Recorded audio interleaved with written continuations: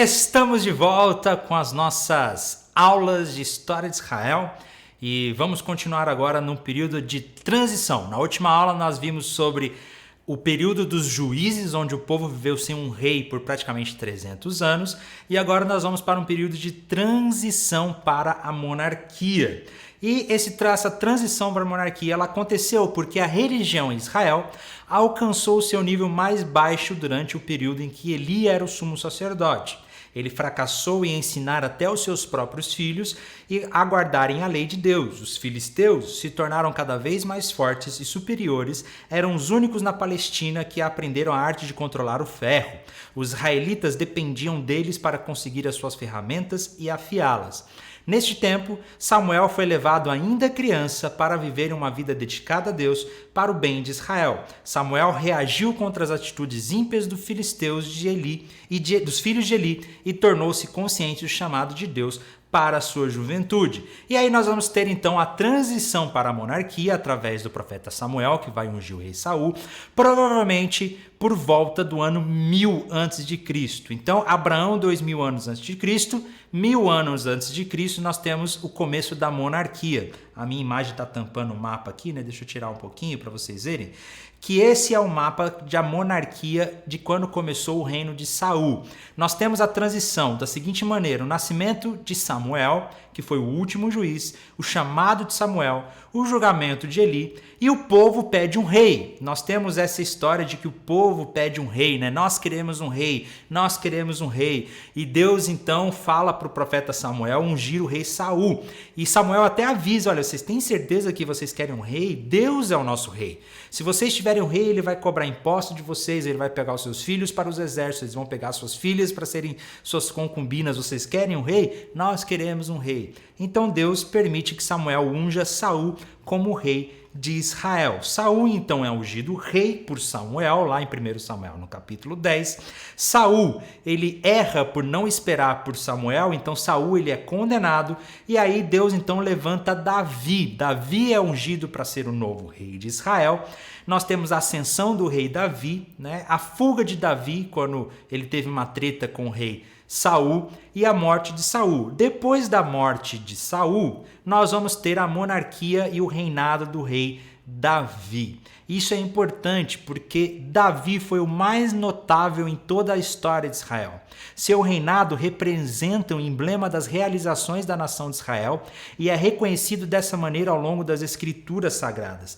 É muito importante a gente entender agora, porque a monarquia de Davi, o reinado de Davi é o mais importante da história de Israel. Davi é considerado o melhor rei de todos, o rei segundo o coração de Deus, apesar de todos os seus pecados, né? Então o reinado de Davi é muito importante, ele marca um segundo momento importante na história.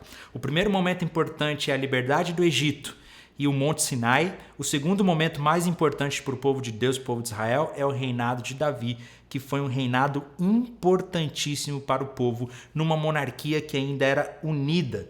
E aí nós temos no mapinha, deixa eu tirar minha foto aqui da frente de novo, no mapa vocês podem ver em vermelhinho o reinado do rei Saul, que era pequeno, e depois em roxo aqui o reinado do rei Davi, que foi muito maior, que ele conquistou muito. Davi tinha sangue em suas mãos, como a própria escritura diz, porque Davi foi um grande guerreiro e ele expandiu o seu reino. E em laranjinha aqui depois o reinado de Salomão, que a gente vai ver daqui a pouco. Opa, que eu tô mexendo tudo aqui, perdão, gente. Davi, então, ele é aclamado rei em 2 Samuel, no capítulo 2. Nós temos a conquista de Jerusalém, porque Jerusalém ainda não fazia parte do povo de Deus. Ela era dominada por um outro povo. Davi, então, conquista Jerusalém e transfere a capital. Agora, a capital de Israel passa a ser Jerusalém. A capital de Israel começa a ser Jerusalém no reinado de Davi. Isso é interessante, né? Eu achava que era muito mais antigo quando eu não conhecia a história. Mas a capital Jerusalém começa a ser no reinado de Davi. Nós temos o pecado de Davi com Betseba, depois a rebelião do seu filho Absalão, que é uma história bem interessante. Infelizmente não dá tempo da gente se aprofundar nessa história aqui. É um panorama bem rápido dessa história, né? E depois disso nós vamos ter o reinado de Salomão.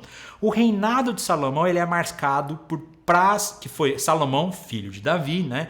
Que foi marcado por prosperidade, paz e prosperidade. Essas são as duas palavras que descrevem o período do reinado de Salomão em Israel. Salomão desfrutou de benefícios alcançados pelos esforços militares de seu pai para unificar a nação, expandir as fronteiras de Israel e obter reconhecimento internacional. Alguns pontos a serem destacados da vida de Salomão são o seguinte: Salomão orou pedindo por sabedoria. Isso foi interessante, que quando Salomão assume o reinado, ele pede para Deus por sabedoria, e Salomão se tornou o homem mais sábio do mundo naquele tempo. Ele foi muito sábio, soube gerenciar muito bem o seu reino, as suas riquezas, se tornou um homem muito famoso e muito rico, provavelmente um dos mais ricos daquele tempo também. Depois disso, um dos maiores feitos de Salomão foi a construção do templo. Essa fotinho aí é só uma representação, na verdade essa não é nem a foto do templo de Salomão, essa é uma imagem do templo de Herodes, que Herodes vai reconstruir depois, porque o templo vai ser destruído e Herodes reconstrói, mas é só para vocês terem uma ideia, né, da arquitetura do templo de Salomão. Antes de Salomão, o povo ainda adorava a Deus naquele tabernáculo. Lembra do tabernáculo lá do deserto? Ainda era no tabernáculo que as adorações aconteciam. Agora, com Salomão, que o templo é construído em Jerusalém. E a Arca da Aliança ela é transferida do tabernáculo para o templo. O templo se torna um lugar sagrado novamente. E outro ponto interessante da vida de Salomão é que ele terminou mal a sua vida. Salomão terminou a sua vida em apostasia ao Senhor, ou seja, em rebeldia a Deus. Ele terminou a sua vida muito mal. Mais um exemplo. Gente, a Bíblia tem vários exemplos de pessoas que começam bem e terminam mal. Nós precisamos trazer isso para o nosso coração. Como é perigoso nós começarmos bem e terminar mal. Mais importante é terminar bem. Salomão terminou mal. Mas nós temos esse período da monarquia que é muito importante para a história de Israel, que começou com Saul no ano 1000 a.C. Depois da morte de Saul veio o rei Davi, que foi um dos principais reis de Israel. Depois do rei Davi veio o rei Salomão, que construiu o templo. E depois do rei Salomão, nós vamos para um outro período de transição na história, em que a monarquia vai se dividir. E aí nós vamos ver isso na próxima aula, no período da monarquia dividida. Tem muita coisa que a gente poderia falar, como nos pecados de Davi, na história de Salomão, como Davi se tornou rei, a batalha de Davi contra Golias, mas infelizmente não dá tempo da gente se aprofundar tanto. Eu recomendo então que vocês leiam. Leiam o livro de 1 Samuel, o livro de 2 Samuel, que vocês vão ter uma ideia muito boa desse período da história de Saul, Davi e Salomão. Tá joia, gente? Então, que Deus abençoe vocês e até a próxima aula, onde nós vamos continuar agora com a monarquia dividida. Tá bom? Deus abençoe a todos vocês.